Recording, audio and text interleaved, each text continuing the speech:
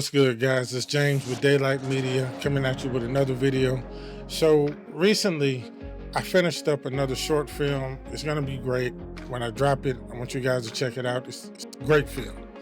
But I think this one is my third film, and I've learned a lot of things since starting to shoot these short films. And I just wanted to share a few tips with you guys. All right, so let's get into it. So one of the first things I had to learn to becoming a better cinematographer was getting good composition.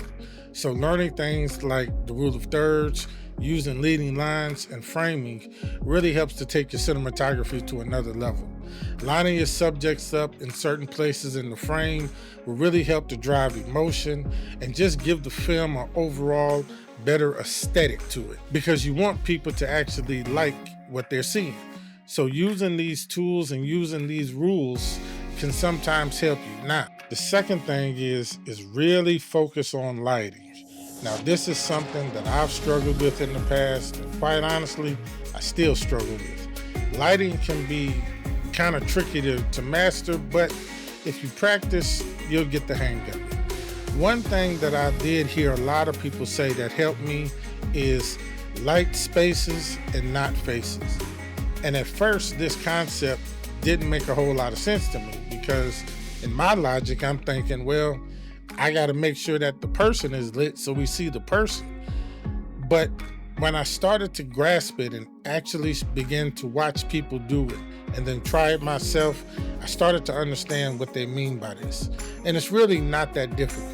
Start off with a dark room and just start adding light in the areas that you needed in that room.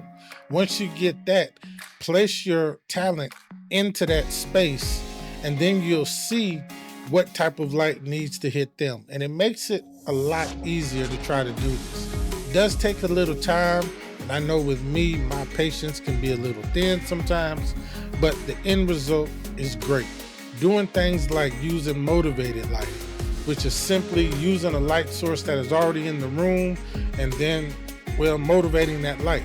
So you place another light there to make it look like the light that is in the scene is actually what's lighting the scene when it's not. I'll throw a few examples up here where I did this on my last film. Using these techniques, though, will really help drive your cinematography and really give you that cinematic look that we all look for. The third tip is using camera movements intentionally. Now, this one is a big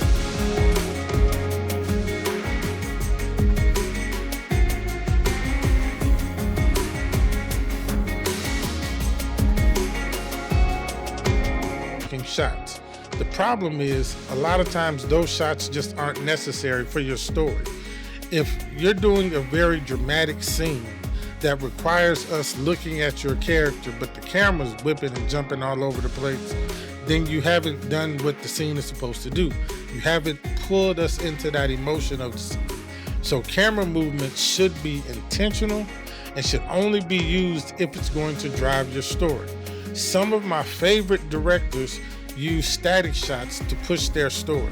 I think if you look at some movies like 12 Years a Slave, where Steve McQueen just sat on a shot, didn't move the camera for like a very long time, it made you really feel that scene and understand what was going on in it.